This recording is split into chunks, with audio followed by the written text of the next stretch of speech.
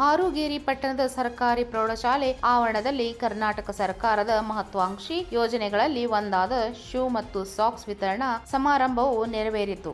ಈ ಸಂದರ್ಭದ ಮುಖ್ಯ ಅತಿಥಿಗಳಾದ ಕುಡ್ಚಿ ಮತಕ್ಷೇತ್ರದ ಶಾಸಕ ಮಹೇಂದ್ರ ತಮ್ಮಣ್ಣವರ್ ಮಕ್ಕಳಿಗೆ ಶೂ ಮತ್ತು ಸಾಕ್ಸ್ಗಳನ್ನು ವಿತರಿಸಿದರು.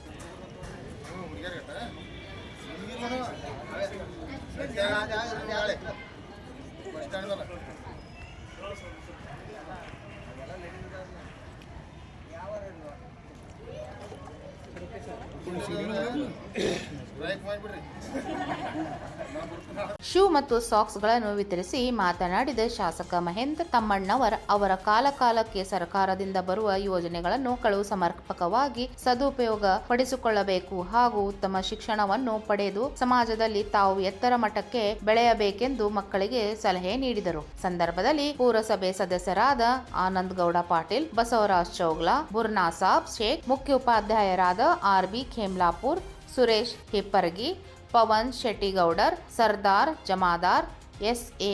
ಅಸ್ಕಿ, ಬಿ.ವಿ. ಪೂಜಾರಿ, ಆರ್.ಕೆ. ಅಧ್ಯಾಪಕ್ ಉಪಸ್ಥಿತರಿದ್ದರು. Ramesh Kamble, 9 live news, Raibag.